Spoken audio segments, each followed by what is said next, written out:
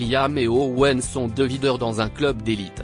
Un jour, un vieil homme tente d'entrer, mais il le maltraite. Leur patron ne veut pas d'une telle personne dans le club. L'identité cachée de l'homme est révélée, mais il est peut-être trop tard pour eux, y compris pour leur patron. La basse lancinante frappa la poitrine de Monsieur Wilson comme un cœur insistant, contrastant fortement avec le rythme régulier du sien. La lumière des néons, qui s'échappait de la gueule béante du club, peignait des ombres grotesques sur les pavés. Au-dessus, l'enseigne annonçait « Inferno » où chaque nuit est brûlante. Monsieur Wilson, lui, se sentait plutôt comme un papillon de nuit attiré par la flamme, stupide et déplacé. Pourtant, quelque chose, un défi lancé par sa petite fille ou une lueur de défiance juvénile, l'a peut-être poussé à aller de l'avant. Il ajusta sa veste anthroïde, vestige d'une époque où les costumes se portaient comme une seconde peau, et s'approcha des grilles de fer qui gardaient l'entrée du club. Deux silhouettes, baignées dans la lueur rougeâtre d'un projecteur, se sont matérialisées dans l'ombre. Des jeunes hommes, à peine sortis de l'adolescence, plus musclés par des boissons protéinées que par l'expérience de la vie. Liam, le plus grand, ricana. « Carte d'identité, s'il vous plaît, grand-père », dit-il, la voix dégoulinant d'un rire moqueur. Le sourire de Monsieur Wilson était sincère, il ne s'est pas laissé déconcerter par l'arrogance. « Inutile, jeune homme, dit-il. Je vous assure que je n'ai plus besoin de papier d'identité. » Owen, le plus petit des deux, renifla. « Alors vous n'avez plus besoin d'être ici non plus. Ce n'est pas un centre pour personnes âgées. CIST Inferno. » Le sourire de M. Wilson s'effaça, une lueur de douleur traversant son regard. Mais il se redressa, le défi remplaçant la déception. « Je vois, dit-il, d'une voix plus ferme. Et qu'est-ce ce qui fait l'exclusivité de ce Inferno ? » Liam bomba le torse. « Ce club a des normes, mon vieux. Nous ne laissons entrer que le genre de personnes qui ajoutent de la chaleur, et non qui l'éteignent. » Monsieur Wilson ricana sèchement. « La chaleur sans substance n'est que de la poudre aux yeux, mon garçon. Et franchement, votre politique de la porte ressemble plus à une ébauche. » Liam s'est hérissé, mais Owen, toujours pragmatique, est intervenu. « Écoutez, papy, » dit-il en levant la main. « Nous avons des règles. Seules les réservations sont acceptées. M. Wilson a haussé le sourcil. « Réservation, vous dites ?» Il a tapoté l'écran de son téléphone, une lueur dans les yeux. Considérez que si CIST fait point en quelques instants, un email de confirmation s'est affiché sur son téléphone. Liam et Owen les regardèrent, bouche bée, tandis que Monsieur Wilson passait devant eux, le rythme lourd de la basse faisant office de fanfare triomphale. À l'intérieur, un monde différent les attendait. Les lasers fendaient l'air en fumée, les stroboscopes peignaient des portraits éphémères sur les visages en sueur et les boules à facettes faisaient pleuvoir des constellations sur la piste de danse en ébullition. Les basses vibraient dans ses os, un rythme primitif de jeunesse et d'abandon. Pourtant, sous les paillettes et la vitalité vibrante, Monsieur Wilson aperçut un vide. Les sourires semblaient peints, les rires cassants, les mouvements pratiqués. Ces jeunes lucioles dansaient dans le club qu'elle avait elle-même créé, mais leur lumière manquait de chaleur. Owen, encore sous le coup de l'humiliation subie à la porte, apparut à côté de M. Wilson. Perdu, vieil homme ? Sourit-il, mais ses yeux trahissaient une lueur d'incertitude. Monsieur Wilson sourit poliment. « Je ne fais qu'admirer le paysage », déclara-t-il. Si est assez stimulant. Owen se moqua. « Ce n'est pas ta soirée bingo, papy. Je ne sais pas ce que tu t'attends à trouver ici. Peut-être, répond M. Wilson, mais je ne cherche rien. Parfois, il suffit d'être témoin du présent. Il se faufila dans la foule, esquivant les membres qui s'agitaient et les corps qui se balançaient. L'odeur de la sueur et de l'alcool renversé flottait dans l'air.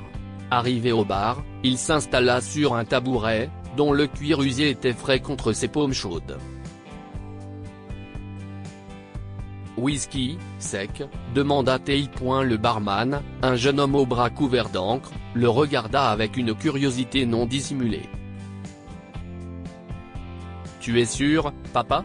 Si est dur pour une fleur délicate comme vous. Les yeux de M. Wilson pétillèrent. Délicate, peut-être, mais pas flétrie, jeune homme.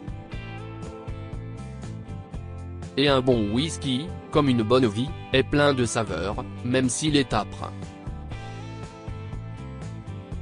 Le barman, intrigué, versa une généreuse mesure.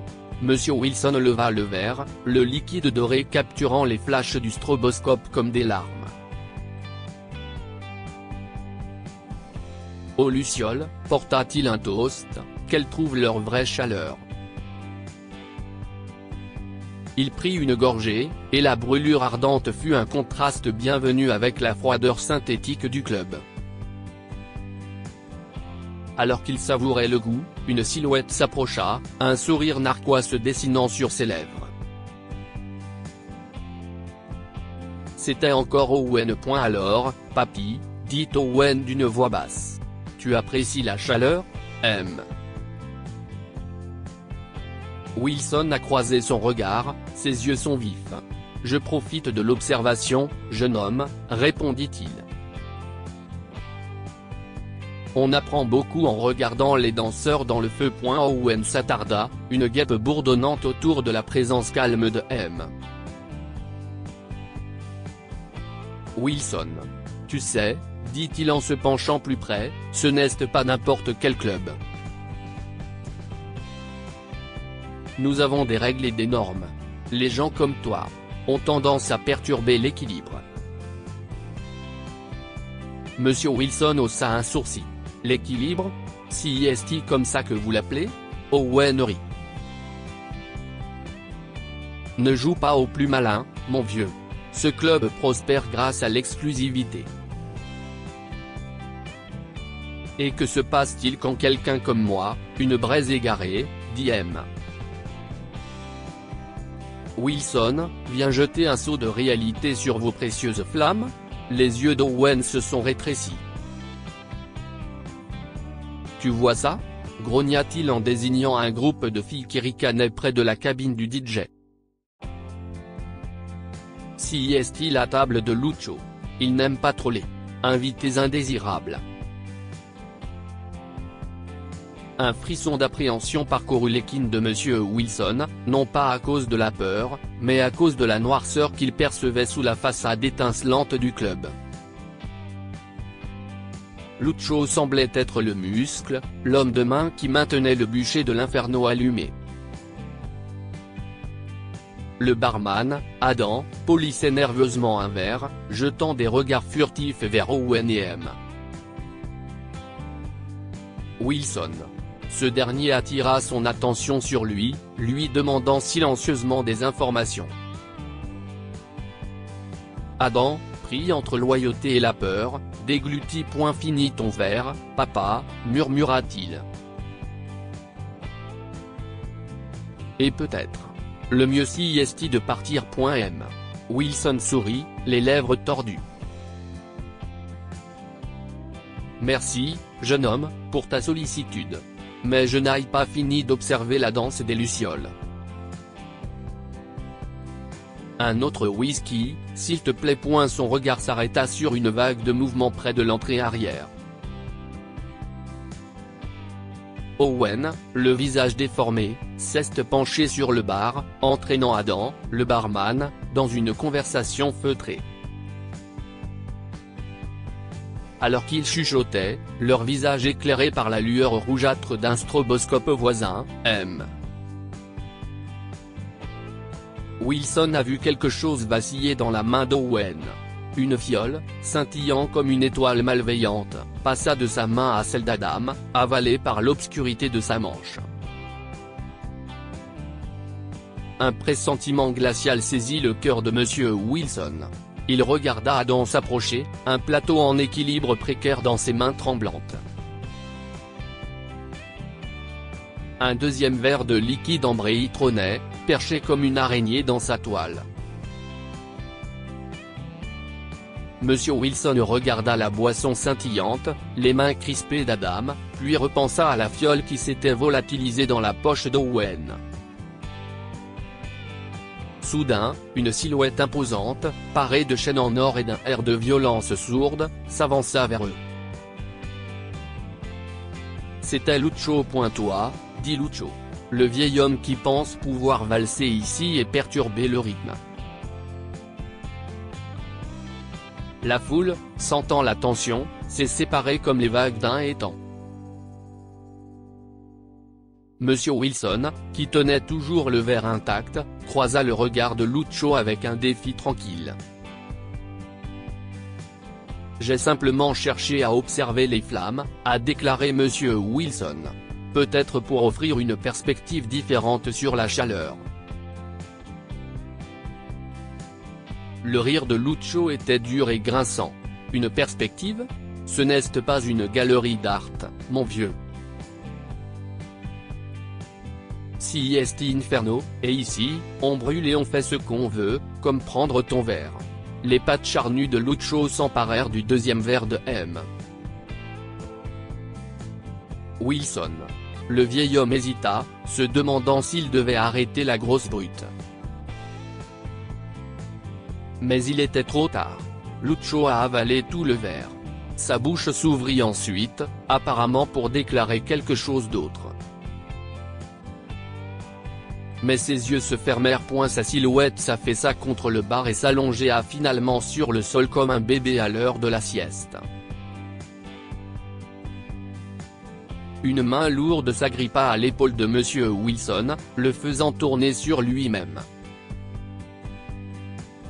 Liam, le visage déformé par la suspicion, grogna, « Toi. Qu'est-ce ce que tu as fait à Lucho ?» Mr. Wilson le regarda avec calme et défiance. « Rien, jeune homme. J'ai simplement regardé ce jeune homme costaud me voler mon verre et il a rapidement endormi. »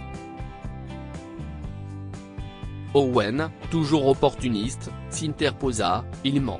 Je l'ai vu se disputer avec Lucho juste avant qu'il ne s'effondre. » Une nouvelle voix se mêla à la bagarre, « Si est ça. Si vous n'êtes pas capable de virer un vieil homme de mon club, je vais devoir le faire moi-même, » s'emportait Antonio, le patron de Liam et Owen. Ses mains atteignirent le bras de Monsieur Wilson et commencèrent à tirer. « Tu es sûr de vouloir faire ça ? » Petit-fils ? demanda Monsieur Wilson, en renonçant. Il était temps que le vrai patron apparaisse. Les mots ont stoppé Antonio dans son élan. Ses yeux, rétrécis et hostiles, s'élargirent en un clin d'œil de reconnaissance. Un tremblement parcourut ses mains, l'étau de fer se desserrant autour du bras de M. Wilson. Grand-père ? croassa Antonio. Qu'est ce que tu fais ici, M. Wilson soupira. Pour voir, Antonio, dit-il. Pour voir ce que ta cupidité et ton arrogance ont engendré. Pour voir ce que tu as fait de cet endroit que tu appelles un club. Le club que je t'ai donné à diriger. Il jeta un coup d'œil sur la foule stupéfaite. C'est Inferno, poursuivit-il, sa voix prenant de la force, n'est-ce pas ce que j'avais imaginé pour toi, Antonio? Ça devait être un lieu de passion, de créativité, pas un terrain de jeu pour l'ego et l'exclusion.